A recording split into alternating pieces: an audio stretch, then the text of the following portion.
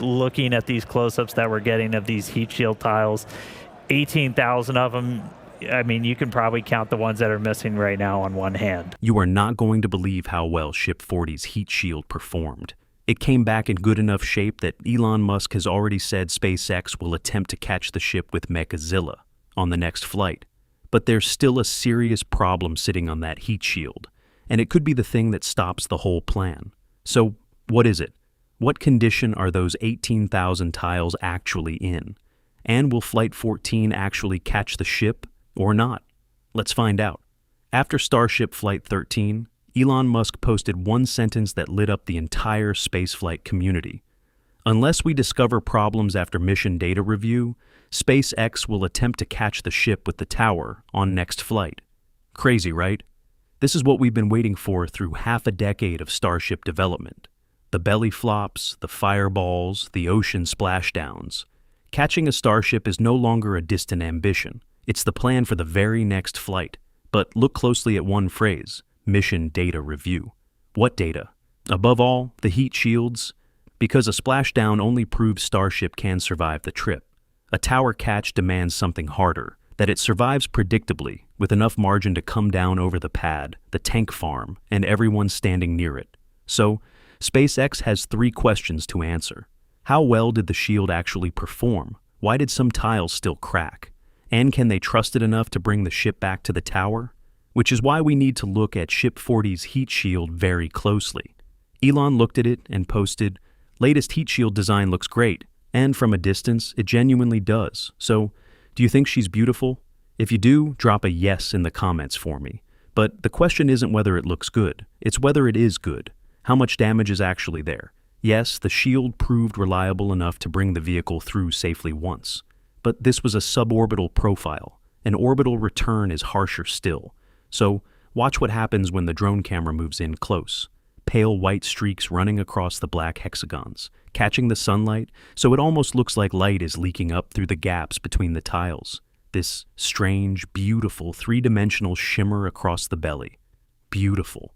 And worth reading carefully, because those streaks are not random. Look at where they begin.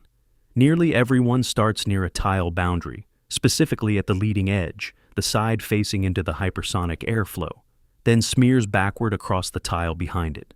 The pattern strongly suggests that a hot gas entered at least some tile seams and carried material from beneath the shield back onto the surface. That's the fingerprint of flow, not splatter. Nothing landed on this shield from outside. Something was drawn out from under it. So, can it wash off? Watch the footage of the aft flap in the water. The white material appears to rinse away almost on contact with seawater. That points toward removable deposits sitting on top of the ceramic, not tiles being ground down into powder, the tile surface held. But here's where you have to think in 2 layers, because washable does not mean harmless. Washing away the evidence doesn't explain the event that created it. SpaceX packs a white material, the crunch wrap, into the gaps between the tiles to stop plasma working its way into the seams. And it appears that material was scorched and melted, with airflow smearing it across the tiles into the streaks we've seen after previous flights too. So, the deposits look superficial, the structure underneath survived, and there's no sign of a runaway burn-through. From a reusability standpoint, though, repeated gas intrusion through the seams is unfinished business. Now, count the tiles. Out of 18,000, the ones completely gone come to a handful. You could almost count them on one hand. On any previous flight, that would be the whole story, and it would be a very good one. But for the engineers running the data review, missing tiles are only one category. Cracks, loosened corners, and damage near attachment points matter just as much when the goal shifts from survival to reuse. And scan the hull carefully. And cracked tiles are what you find. Split faces, fractured edges, and what looks like a loosened run of tiles down on the aft skirt. A shallow crack may not destroy a tile's insulating function, but if it reaches an attachment point, opens a path for hot gas, or grows under vibration, it becomes a mechanical and thermal problem at once. And from public imagery, nobody outside SpaceX can tell which cracks are which. Before we get into why they crack, let me say a genuine thank you to everyone still watching this far in. Maybe you're a regular here. Maybe you just care about Starship. Either way, if you can, hit subscribe. It's free, and it helps more than you'd think. Okay, To understand these cracks, we need to understand what these tiles actually are. The exact recipe is a trade secret, but analysis of fragments points to a familiar family. A fibrous body of silica and alumina sealed under a glass coating, essentially a descendant of shuttle-era research. And the striking thing about that material is how little of it is actually there. A tile of this class is over 90% air. That's what makes it a superb insulator. And it's also what makes it brittle. The fibrous network leaves voids and interfaces that act as starting points for cracks.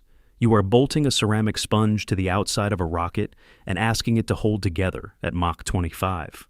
So, where did the cracks come from? This is where the review gets genuinely interesting because there are two suspects, and they demand completely different fixes. The ascent profile makes mechanical loading a serious suspect. SpaceX flew higher dynamic pressure than ever, studded the shield with load-sensing tiles to measure the beating on the way up, and even scrubbed the Thursday attempt, fully fueled, because cloud cover would blind the long-lens cameras tracking the shield during climb. They wanted ascent data badly, and they got their answer fast.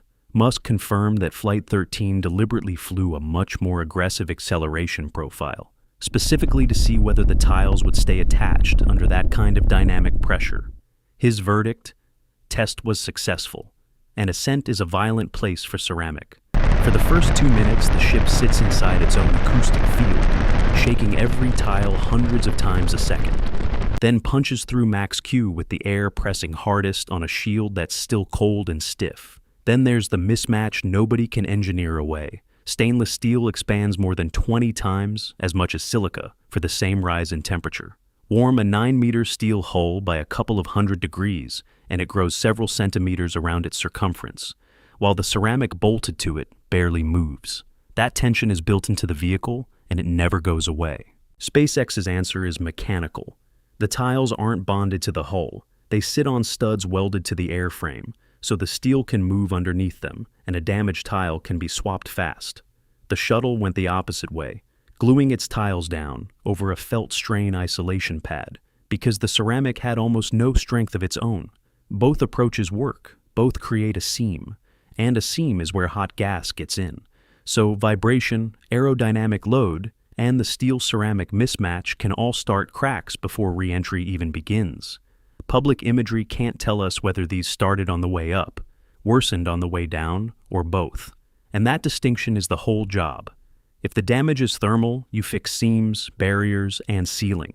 If it's mechanical, you fix attachments, preload, and tile clearances. If it's both, you're managing expanding steel against brittle ceramic, the hardest version of the problem. That, more than anything, is what mission data review actually means. And if you want to know how hard that job is, look at what it took NASA to answer a similar question. Orion's shield brought Artemis the first home safely, but chunks of its charred outer layer had broken away in ways nobody predicted. Root cause took 200 samples, 121 tests, and more than 2 years. Gas generated inside the material couldn't vent. Pressure built, and the char cracked. NASA then flew Artemis 2 on the same shield anyway, because replacing it meant 18 months of delay, and bought its margin by reshaping the re-entry instead. And that's the part worth sitting with. NASA had to change the flight because it couldn't change what was underneath. Avcode is bonded to a titanium skeleton with a low temperature limit. A shield like that either holds or it doesn't. Starship is playing a different game entirely. Its margin isn't in the trajectory, it's in the metal. So why does steel have any margin at all? Listen to Elon explain the number that quietly designed this entire heat shield. The heat shield mass is significantly reduced because the heat shield mass is determined by the temperature on the back of the tile that then transmits to the hull. Think of the tile as an oven glove. If the hand underneath tolerates almost no heat, the glove must be thick and flawless. If the structure behind it survives far higher temperatures, the insulation can be thinner, and the system gains margin when one small area performs imperfectly. Carbon fiber, in Elon's words, starts falling off a cliff around 200 degrees Celsius. Steel? You go 800 and it's fine. Even 1,000 can be fine. That's the real reason Ship 40 could shrug off imperfect tiles. Steel doesn't make tile damage irrelevant. It makes local damage far less likely to end the vehicle. And that's what separates this shield from everything before it. The shuttle protected an aluminum airframe with a far lower heat limit, so its tiles had to be thick, near perfect, and largely custom-shaped, which is why inspection and repair 8 months between flights. Shuttle proved a tiled shield could come home from orbit. It never proved one could be inspected, repaired, and reflown on airline timescales. That's the part SpaceX is chasing. Dragon takes the other route entirely, burning away an ablative shield to carry the heat off. Fine for a small capsule returning occasionally, but you can't consume the skin of an orbital upper stage and fly it again next month. Then SpaceX got one final stroke of luck. Ship 40 settled with its heat shield facing the sky, giving drones a clear look at the exact surface the company had photographed in orbit before re-entry.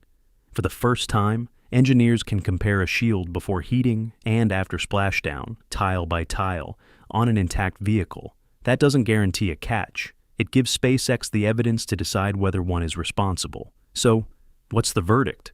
Ship 40 gave SpaceX more reasons to proceed than to delay. The shield wasn't flawless, but it was stable, survivable, and tolerant of local damage. Unless the sensor data is far worse than the imagery, Flight 14 has a strong chance of becoming the first ship catch attempt. Do you buy that? Comment Go14 if you're as excited as I am. That's it for today. Thank you for watching all the way through. It really does mean a lot. See you next time.